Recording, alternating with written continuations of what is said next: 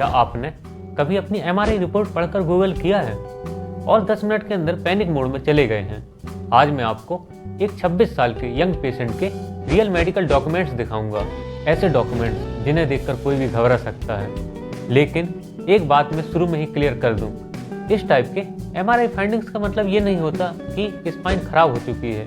ये वीडियो किसी पेशेंट को जज करने के लिए नहीं है। इसका पर्पस है आपको मेडिकल साइंस की क्लिनिकल सोच समझाना। इंटरनेट नॉलेज पावर है, लेकिन बिना कंटेक्स्ट के ये केवल एंजाइटी पैदा करता है। हमारे पास एक 26 ईयर ओल्ड मेल पेशेंट है। इस उम्र में लोग खुद को फिट समझते हैं। चीफ कंप्लेंट है गर्दन में स्टिफनेस और हाथ में कभी कभी टिंगलिंग। लाइफ स्टाइल फैक्टर यहाँ बहुत इंपॉर्टेंट है। आज के टेक्निक जमाने में लॉन्ग डेस्कटॉप आवर्स और पुअर पोस्चर नेक प्रॉब्लम कॉमन कॉज बन चुके हैं। इसलिए पेशेंट का एमआरआई सर्वाइकल स्पाइन और साथ में एनसीवी टेस्ट कराया गया ताकि पेन का रियल सोर्स समझा जा सके। चलिए पहले एमआरआई रिपोर्ट को काल्मली समझते हैं। इसका मतलब है डिस्क में मॉइस्चर का कम होना। 26 साल की उम्र में ये फाइंडिंग्स लाइफ स्टाइल रिलेटेड हो सकती हैं और क्लिनिकली रिवर्सिबल भी हो सकती हैं। नेक का नेचुरल कर्व लॉस हुआ है। ये ज़्यादातर मसल स्पाज्म की वजह से होता है।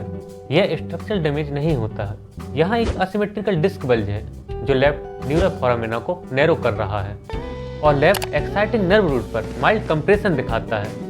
ये वर्ड्स हैवी लगते हैं, लेकिन माइल्ड का मतलब होता है मैनेजेबल।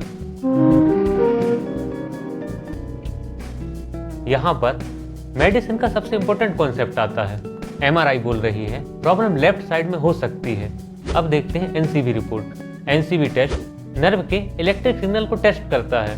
इस केस में राइट अल्नर नर्व टेस्ट की गई है और कंडक्शन वेलोसिटी बिल्कुल नॉर्मल है। एमआरआई लेफ्ट साइड की बात कर रही है, एनसीवी राइट साइड पर नॉर्मल आ रही है।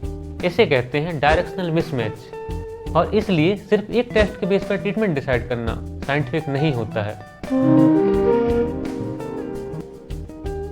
और यहीं पर लोग कॉमन 3 गलतियां करते हैं। रिपोर्ट को ट्रीट करना, पेशेंट को नहीं। एमआरआई देखकर सर्जरी का डर, मसल स्पाज्म को इग्नोर कर देना। याद रखिए एमआरआई एक टूल है, फाइनल डिसीजन नहीं। मैं यहाँ जनरल मेडिकल अप्रोच समझा रहा हूँ। इंडिविजुअल ट्रीटमेंट हमेशा फिजिकल एग्जामिनेशन पर डिपेंड करता है। 26 साल की उम्र में 90% केसेस कंजर्वेटिव मैनेजमेंट से ठीक हो जाते हैं। सबसे पहले आता है फिजियोथेरेपी। सही एक्सरसाइज से मसल रिलैक्स होती है, पेन कम होता है और नर्व को रिकवरी का टाइम मिलता है। दूसरा इंपॉर्टेंट पॉइंट है पोस्चर करेक्शन। गलत पोस्चर स्पेशली मोबाइल या लैपटॉप यूज करते वक्त प्रॉब्लम को बार बार ट्रिगर करता है। तीसरा नेक स्ट्रेंथनिंग। जब नेक मसल स्ट्रांग होती है, स्पाइन पर प्रेशर ऑटोमेटिकली कम हो जाता है। वर्क ब्रेक रूल, एक छोटा सा रूल जो बहुत लोग इग्नोर कर देते हैं। हर 30 मिनट में 1-2 मिनट का ब्रेक नेक मूवमेंट के साथ में। ये सिंपल हैबिट लॉन्ग टर्म में बहुत बड़ा डिफरेंस लाती है। अब एक बहुत जरूरी बात समझिए, रिपोर्ट फाइनल डायग्नोसिस नहीं होती। एमआरआई या एक्सरे एक टूल है। डिसीजन पेशेंट के सिम्टम्स को देखकर होता है। इसलिए हम कहते हैं सिम्टम्स इमेजिंग से ज़्यादा इंपॉर्टेंट होते हैं। अगर रिपोर्ट में माइल्ड चेंजेस लिखे हैं, इसका मतलब ये बिल्कुल नहीं होता कि सर्जरी करानी ही पड़ेगी। ज़्यादातर लोग रिपोर्ट देखकर डर जाते हैं, पर सच ये है कि लाइफ स्टाइल का रोल बहुत रियल है। सिम्टम्स अगर लेफ्ट साइड के हैं तो लेफ्ट साइड की ही नर्व टेस्टिंग लॉजिकली होनी चाहिए।